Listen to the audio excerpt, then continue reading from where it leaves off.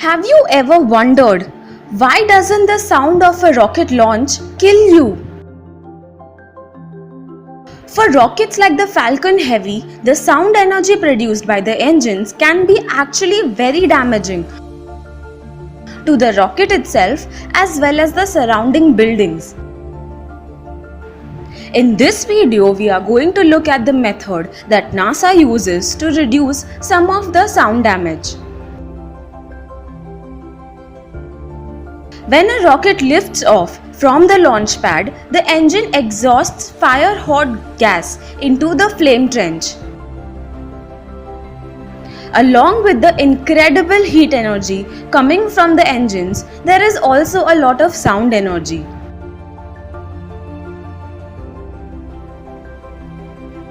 According to NASA, the Saturn V produced a sound level of around 220 decibels during liftoff. If you were in a close proximity to the engines, it wouldn't just rupture your eardrums, it would kill you. During the launch of the first space shuttle flight STS-1, the sound energy produced by the engines was powerful enough to damage some of the protective thermal tiles on the shuttle's hull. Although NASA used sound suppression systems in the past, the risk of damaging the rocket or putting the crew in danger was higher for the shuttle due to its unique shape and sensitive heat shield. To avoid damaging the vehicle or putting the crew in danger, NASA solved this problem by implementing a more effective sound suppression system.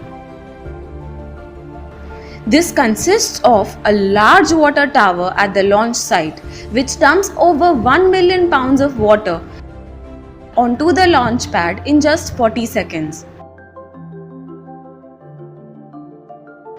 As the sound waves meet the water, they are absorbed by bubbles of air which contract and heat up, turning the sound energy into heat energy. Along with this enormous spray of water, NASA also used water bags at the base of the SRVs to further dampen the shock waves.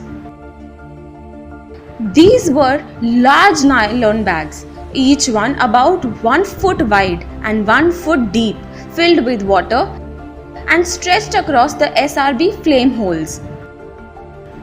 Together, these two systems were able to reduce the sound level of the space shuttle from 195 decibels to a more respectable 142 decibel, the equivalent of a jet taking off.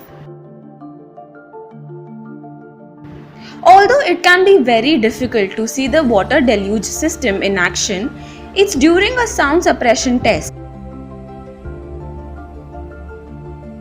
that we really get a sense of just how much water is used. Dumping this much water onto the launch pad not only protects the rocket and nearby buildings from intense shock waves, it also stops any fires that might be caused by the rocket's exhaust. To this day, NASA still uses a very similar water deluge system at all of their main launch sites. The Russians, on the other hand, have a very different approach. Since a lot of Russian Soyuz rockets launch from Baikonur in Kazakhstan, where the temperatures can be as low as -40 degrees in the winter, a water deluge system would freeze up instantly, making it completely useless. Their solution is to simply suspend the rocket over a much larger flame trench. This means that there is very little in the way for the shock waves to damage or reflect back onto the rocket.